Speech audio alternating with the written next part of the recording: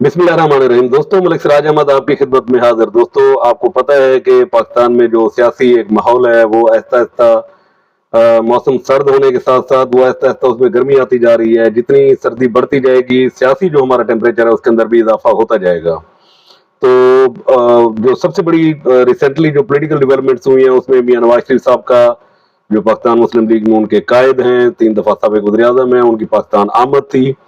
पाकिस्तान पहुंचे एक पूरे तमतरा के साथ, एक पूरे जहो जलाल के साथ, एक पूरी प्रोटोकॉल के साथ वो पाकिस्तान पहुंचे। यहाँ आते ही उन्होंने लाहौर के अंदर एक बहुत बड़े मजमे आम से खिताब किया और यकीनन नून लीग की वो एक अच्छी कोशिश थी। नून लीग की जो टीम थी उन्होंने बड़ी मेहनत की इसके ऊपर और उन्होंने एक अच्छा रिस्पांस लिया। एक अच्छा क्राउड था। मियाँ साहब की जो तकरीर थी उसकी बड़ी तारीफ की गई, बड़ा अप्रिशिएट किया गया उसको।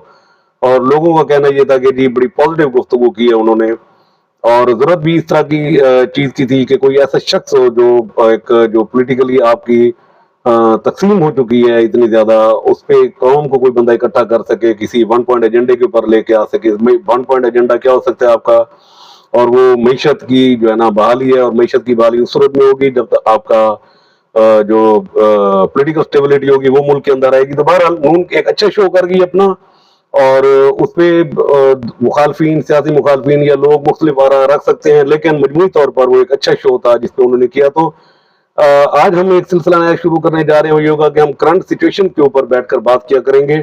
थोड़ी देर की गुफ्तगू होगी, उसमें ये होगा कि हम जो करंट सिनेरियो चल रहा होगा, खासतौर पर हमारा जो इलाकाई सियासत है उसके ऊपर हम बात करेंगे, मुख्तलिफ इशूज के ऊपर। तो वो आपके साथ डेली का रब्ता रहेगा सोशल मीडिया के जरिए। मैं उम्मीद करता हूँ कि आपको अगर ये गुफ्तगू अगर आप इसके अंदर कोई पॉजिटिव राय देना चाहें, कोई आप अपने कमेंट के जरिए कोई हमारी इस्लाह करना चाहें, या कोई ऐसी चीज जो हम भूल रहे हो जिसको हमने डिस्कस ना किया हो, वो अगर आप चाहते हो कि हम डिस्कस करें तो आप हमें अपने कमेंट के अंदर जो है ना जरूर बताएं।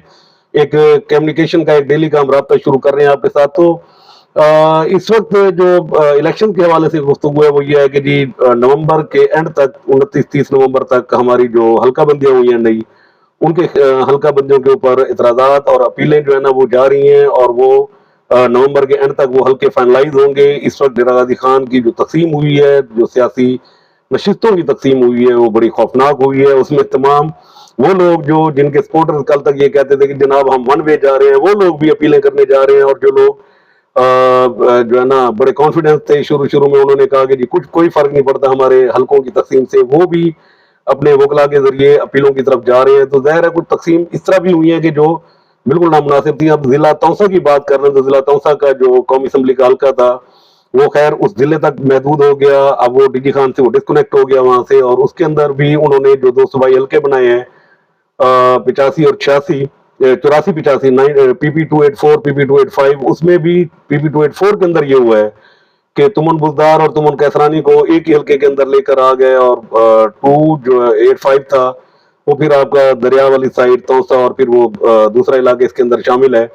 तो वहां पर एक पोलिटिकली थोड़ा सा एक डिस्टर्बेंस वाला माहौल हो गया, और एज इट इज इस तरह डीजी खान के अंदर भी हुआ कि डेरा गाजी खान शहर को 2 हल्कों में तकसीम कर दिया गया, जो कि असूलन नहीं होना चाहिए था। जो अर्बन फीचर के इलाके हैं उनको एक ही जगह पर होना चाहिए था। अर्बन फीचर के इलाकों को उनके मसाइल एक तरह के हैं, उनके इश्यूज एक तरह के हैं, उनको रिजॉल्व एक तरीके से किया जा सकता है। रूरल एरिया के जो देही इलाके जो हैं उनके मसाइल कुछ और तरीके से हैं।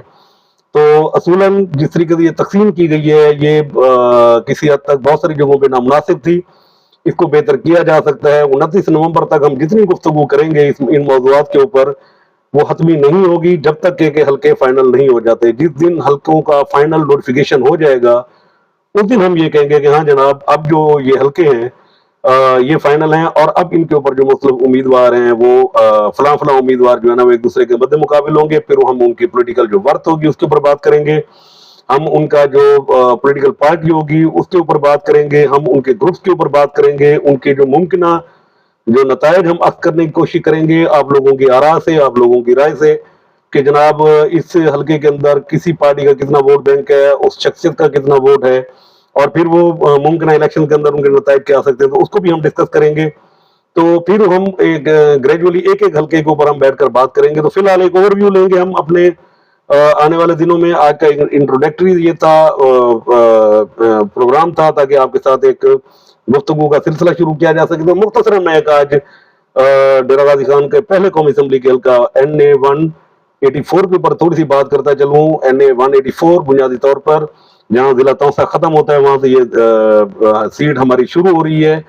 और 2018 के इलेक्शन की अगर बात करें तो इस वक्त इस सीट के ऊपर जो उस वक्त थोड़ी सी मुख्तलिफ एक जोग्राफियाई उसकी सूरत हाल थी, तो उस वक्त दो उम्मीदवार मुकाबले में थे आजाद हैसियत में, सरदार अमजद फारूक खान खोसा और पाकिस्तान तहरीक इंसाफ के टिकट के ऊपर खोसा अक़वाम के चीफ सरदार जुल्फ़िकार अली खान खोसा यहाँ पर मद्दे मुकाबिल थे। जो रिजल्ट आया 2018 के इलेक्शन का, उसमें पहला जो नोटिफिकेशन था वो सरदार जुल्फ़िकार अली खान विनर थे, और उसी रात जब दूसरा नोटिफिकेशन हुआ तो उसमें सरदार अमजद फारूक खान खोसा वो सीट जीत चुके थे।